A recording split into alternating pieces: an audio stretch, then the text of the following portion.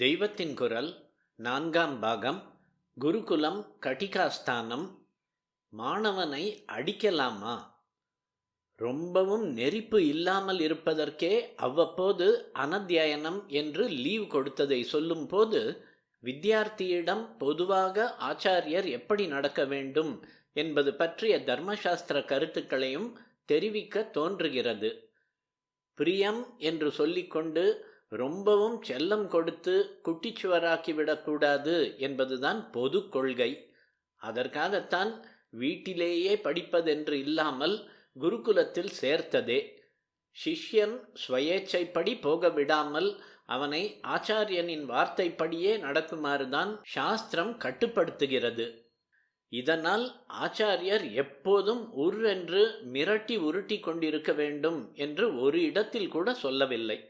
பிரியத்தோடு நடத்தும் போதே பையன் சுவாதீனமாக போகாதபடியும் அவனை ஒழுங்குபடுத்த வேண்டும் என்பதே சாஸ்திர கருத்து.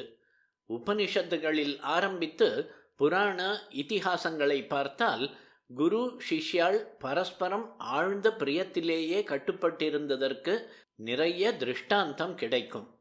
மதுரமாக பேசியும் பிரியமாக நடத்தியுமே சிஷ்யனை முன்னேற்ற பார்ப்பதுதான் வழி என்று சொல்லி இருக்கிறது. சௌமியா என்று சிஷ்யனை குளிர குளிர கூப்பிடுவதிலிருந்து இந்த மாதுரியம் தெரிகிறது. சிஷ்யனை அடிக்காமலே சிக்ஷை சொல்லித்தர வேண்டும் என்று கௌதம ஸ்மிருதியில் இருக்கிறது.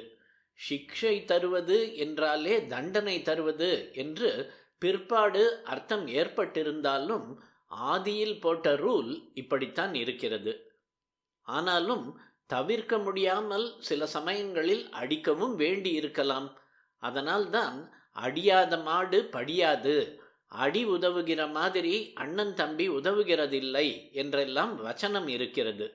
Spare the rod and spoil the child.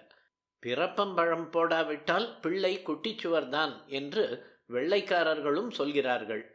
இம்மாதிரி அடிக்கும்படியாக நிர்பந்தம் ஏற்பட்டால் கூட சின்னதாக ஒரு கயிறு அல்லது மூங்கில் கம்பால் தட்டலாமே ஒழிய சவுக்கு புளியங்கொம்புகளால் வீறுவது என்பது கூடாது என்று மனுஸ்மிருதி சொல்கிறது. முதுகில் மட்டும்தான் அடிக்கலாம், வேறே எங்கேயும் அடிக்கப்படாது. தலையில் ஒரு காலும் அடிக்கப்படாது என்று கட்டுப்பாடு செய்திருக்கிறது. தலையில் அடித்தால் பொறி கலங்கிவிடக்கூடும் அல்லவா? இப்படி ஒவ்வொரு சின்ன விஷயத்தையும் சாஸ்திரங்கள் கூர்மையாக கவனித்து பயனுள்ள உபதேசங்களை தந்திருக்கின்றன.